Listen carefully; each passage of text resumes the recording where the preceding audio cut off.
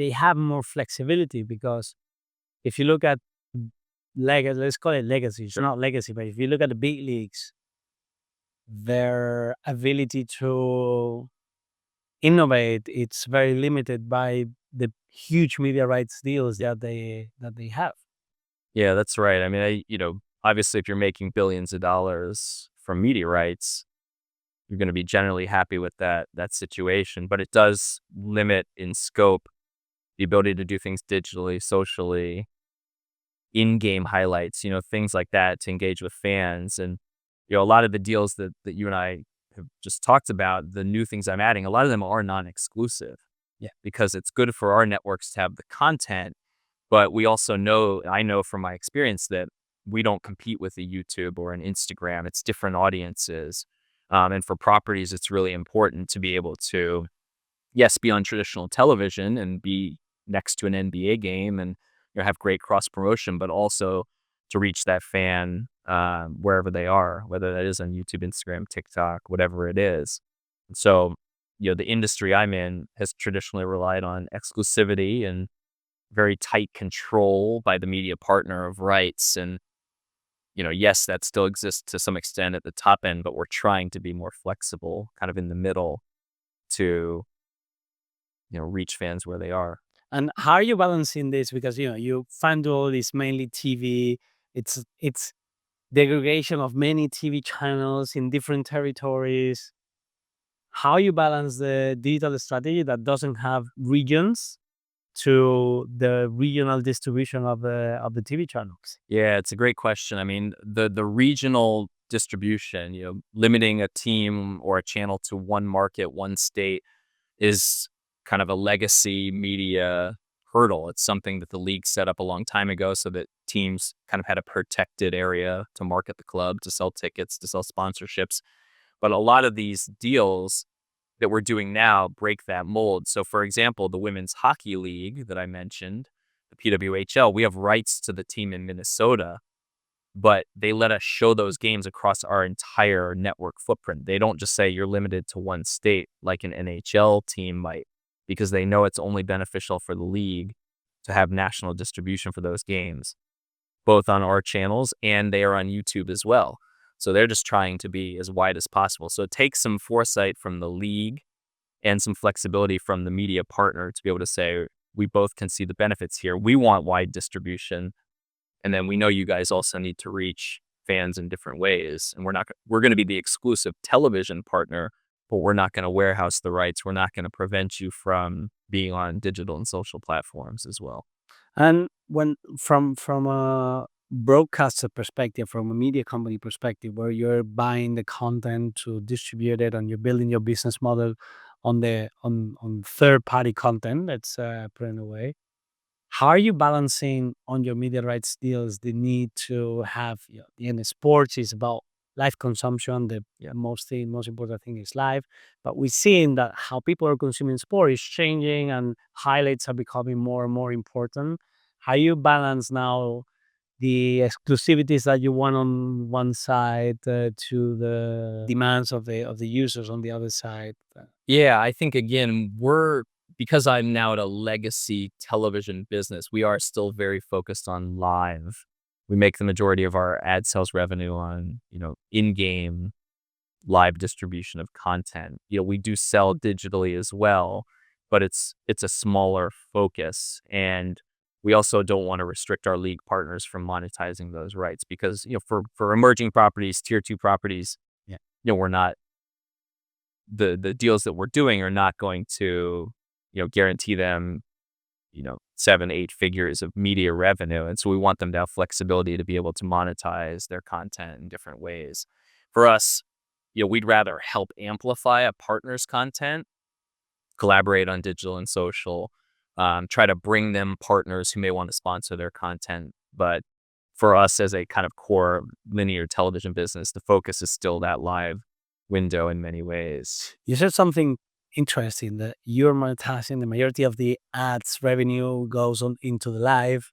At the end, sport is the only thing that you cannot consume on demand. You need to be consumed live, and it's by appointment. It brings people together at a certain time and a certain moment in front of the TV.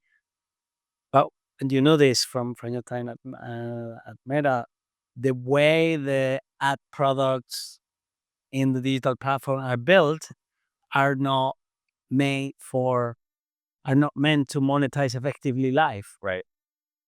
That's right. Because you have the short period of time where you need to deliver the ads and you don't have the inventory. So it's really two models that can live complementary. Exactly. So the television business, live is still the driver of monetization. And then again, for us, digital social is secondary. But if I was a property, if I was sitting in the chair of a property, you know, live, you want to be everywhere. You want to reach the largest audience you can. You want to meet people where they are, be on all the platforms. It's really hard to get people to download yet another app, sign up for yet another subscription. And so I know there's challenges with who owns the audience and data, and how do you find people on YouTube, Facebook, Instagram, et cetera. But they're the broadest, biggest marketing funnels out there. And yeah, you have to have this mindset shift of, I'm giving away the live. I am not monetizing the live, but then having a really robust digital content strategy of clips, highlights, sportainment. I think from our time there, right, the biggest things that drove 1 minute views, monetizable views, was never the highlights. It was funny things that happened, or it was, football players playing basketball, or, cross sport promos and things like that, things in the crowd that happened. And so you have to look at, yes, the on field action, but the game around the game, and try to drive your monetization that way. And I know it's such a mindset shift, but if I remember right, when we acquired rights at Facebook, Champions League, La Liga, we didn't have a live ads tool even built yet. I think it's not there. It may still not It's be still not there. 7 years later, however long ago that was. So, it's such a radical shift where live is the only thing, or the primary thing. You're still driving value for television and for sponsorship and advertising on TV, but you have to really have a progressive shift for digital distribution where the live is the carrot, it's the hook. You give it away for free. It's great if you can have sponsorship in it, but you're not selling it the same way. And then you really monetize, post highlights, have a good content calendar throughout the week to keep people engaged, drive your other business goals, ticket sales, merchandise, signups, etc. All the things we used to try to get partners to do still hold. Yeah. And on you mentioned the game around the game, and from coming into a traditional media business where maybe people are used to do things in a certain way or focus more on pure the sport aspect because they've been doing it that way for years, and they know how it's done and how the product is delivered. But now everything is changing so fast. How you balance from a content strategy perspective, how you balancing the entertainment versus the pure sports? Yeah, I think it's so what I've found kind of the past few years being back more in American sport is you have to be very intentional, and you have to be focused on what works for that particular league or property. And, a great example of that would be, there's a lot of kind of fashion overlap in the NBA, and, players coming to the arena, how they're dressed, the pre-game walk-ins. And so there's a lot of, great content that you can create out of that. You can feature it in, the pregame shows, the live game. You can package it up. And we've done some digital content series and in-game features around player fashion. But for a sport like baseball or hockey, that might be the completely wrong thing to do. You have to kind of find what works for that individual sport. You can't just say, okay, fashion works for everything because it works for the NBA. And I think it's a little bit easier with some of the niche emerging properties. A sport like curling, they're having a lot of fun. We just aired an all-star special from Grand Slam of Curling a few weeks ago. It's a really fun show. There's a lot of kind of, I'd say it's sport, but it's very much like a party on ice, kind of. Yeah. And so that's a little easier to have fun and clip and do some things digitally and social. But, versus an NBA telecast that's a little more traditional. I mean, another great example is we did a deal with Overtime, the startup basketball league. We are top prospects here in the US, and they really have grown their business, on digital and social. And we did a deal for their overtime elite basketball games. And I got a call from somebody here saying, why is the coach wearing a camera on his head? Like, this feed is very shaky.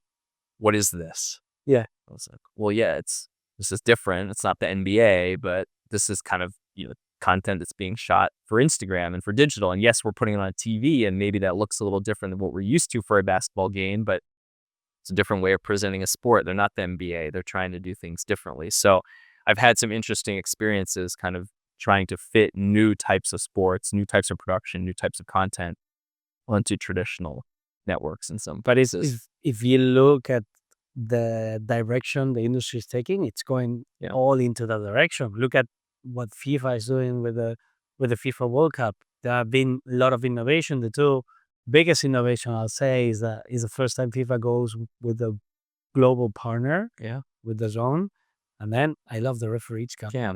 The ref cam, it's amazing. The point of view, it's as you said, shaky, not traditional, maybe not what a purist from a TV production perspective will like, but it's the the angle that the audience is Yep. looking for. Great for the fans, great for digital social, great for everything. I mean, it's amazing to see them test that. But yeah, I'm sure somebody got a phone call, kind of like I did. Like, what is this? What is this shaky camera we're putting out? But that's what works these days. Try new things.